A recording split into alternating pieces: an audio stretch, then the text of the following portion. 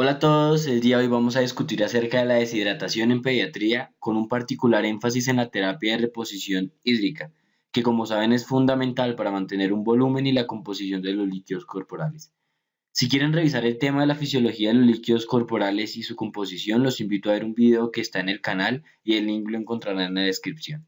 Entonces, empecemos. Lo primero que hay que hacer es repasar el concepto y saber que la deshidratación es un estado patológico caracterizado por un balance negativo de fluidos corporales secundario o a una baja ingesta o a un gasto aumentado. Esta deshidratación puede llevar a desencadenar un trastorno electrolítico y como saben la deshidratación es una condición muy frecuente en pediatría y puede progresar hasta llevar a un estado de hipovolemia, y la hipovolemia entendida como una disminución del volumen circulante efectivo puede alterar la perfusión de los tejidos, de los órganos y todo esto llevar a un estado de shock, pues en las condiciones más graves. Y esto es una causa importante de morbimortalidad en diferentes partes del mundo. Las causas de la deshidratación son múltiples, sin embargo, la más importante es la pérdida a través del tracto gastrointestinal, que puede ser por diarrea, vómito o sangrado. Le sigue pérdidas por la piel en pacientes con fiebre, con quemaduras, pérdidas por la orina en glucosuria, pacientes que toman diuréticos o con diabetes insípida, por traumatismo o por una ingesta inadecuada de líquidos, como ya lo mencionamos en la definición. Con todo esto es fundamental entender cuál es la fisiopatología de las pérdidas hídricas en nuestro cuerpo y cómo esas pérdidas pueden llevar a trastornos electrolíticos. Entonces, en términos prácticos, recordemos cómo se dividen los líquidos corporales, que es en líquido intracelular y en líquido extracelular. Consideremos un estado de equilibrio. Ambos compartimientos tienen concentraciones de solutos estables y están en homeostasis. Y con ese concepto podemos tener tres posibles escenarios a la hora de hablar de las pérdidas de volumen. Vamos a hablar de cada uno de ellos. En este primer escenario, como vemos en la gráfica, hay una pérdida hipotónica de volumen, es decir, una pérdida baja en solutos o una pérdida neta de agua. Esto puede ser secundario a una sudoración excesiva, como en pacientes con fibrosis quística, pacientes con diabetes insípida o una disminución en la ingesta de agua. Como ven, todo esto lleva a una disminución del volumen de agua extracelular, pero ese volumen tiene baja concentración de solutos y en la clínica se va a ver representado como una hipernatremia.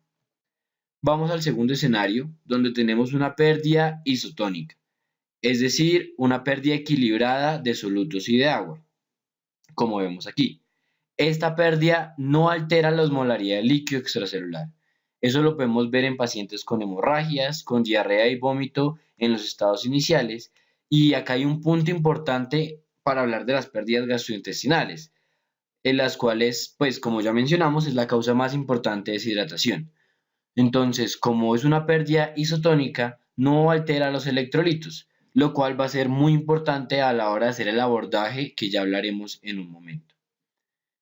Entonces, aquí no hay trastornos electrolíticos. Y tenemos el último escenario, donde hay una pérdida hipertónica. Entonces, como van a ver, se pierde tanto agua como solutos, pero se pierde mayor cantidad de solutos. Es una pérdida hipertónica.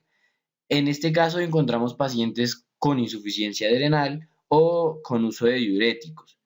Entonces, en este caso nos encontramos con una disminución de los solutos en el líquido extracelular con respecto al agua, con respecto al volumen, que en la clínica se va a ver representado como un paciente con hiponatremia.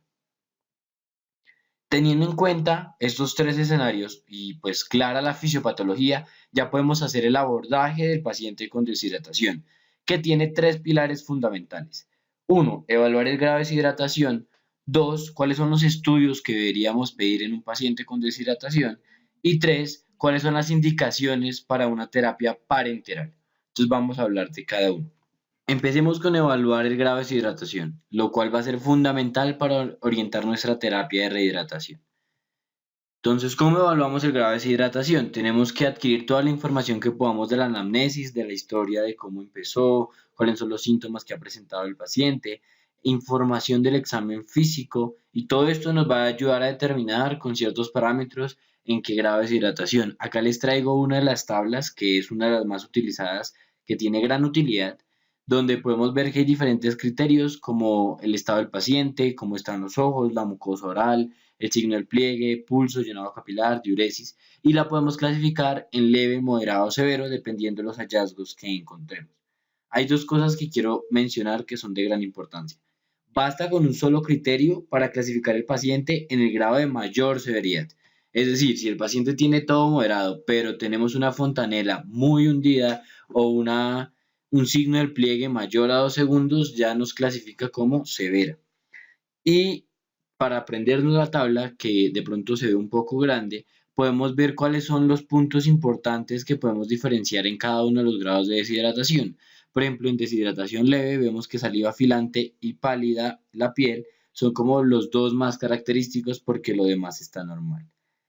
Sin embargo, hay que mencionar que hay múltiples escalas para clasificar el grado de deshidratación. Acá les traigo otra, la escala de la OMS. Como ven, esta tiene menos criterios y esta se evaluó principalmente para pacientes con pérdidas o deshidratación gastrointestinal, de origen gastrointestinal. Acá la pueden evidenciar. Acá les traigo otra, que esta es la escala CDS, que también se utilizó principalmente para gastroenteritis aguda. Esta tiene únicamente 4 criterios y tiene un puntaje de 0 a 2 cada uno de los criterios, donde de 1 a 4 es que tiene algún grado de deshidratación y mayor a 5 es una deshidratación moderada severa. Entonces, con esto nos surge una pregunta: ¿cuál escala debemos utilizar? Y vamos a revisar un poco la evidencia con 3 artículos que nos dicen y son muy claros al respecto. Este primer artículo, que es una revisión sistemática del 2017, nos evaluó la escala del CDS, la OMS y otra escala de Gorelick para evaluar la deshidratación en niños con gastroenteritis aguda. Es interesante esta revisión porque se realizó en pacientes que eran de países de altos y de bajos ingresos y tiene un gran número de pacientes, y concluyó que la escala CDS ayuda a identificar la deshidratación moderada a severa en países de altos ingresos, y la OMS y la de Gorelick no resultaron ser tan útiles para evaluar a los niños con gastroenteritis. Este otro estudio, que también fue del 2017, compara diferentes escalas para evaluar la deshidratación y deja 2 puntos importantes: que el manejo de la gastroenteritis es fundamental y depende del grado de deshidratación, y eso lo vamos a ver ahorita cuando hablemos del manejo. Y existen muchas escalas, pero pues realmente ninguna ha sido aceptada internacionalmente. Y este último artículo, que es de la revista JAMA, que publicaron en el 2004, concluye que hay unos criterios y unos parámetros al examen físico que son más importantes a la hora de evaluar la deshidratación. Son los primeros en alterarse y los que deberíamos tener más cuidado: el tiempo de recarga capilar, la turgencia de la piel, el patrón respiratorio.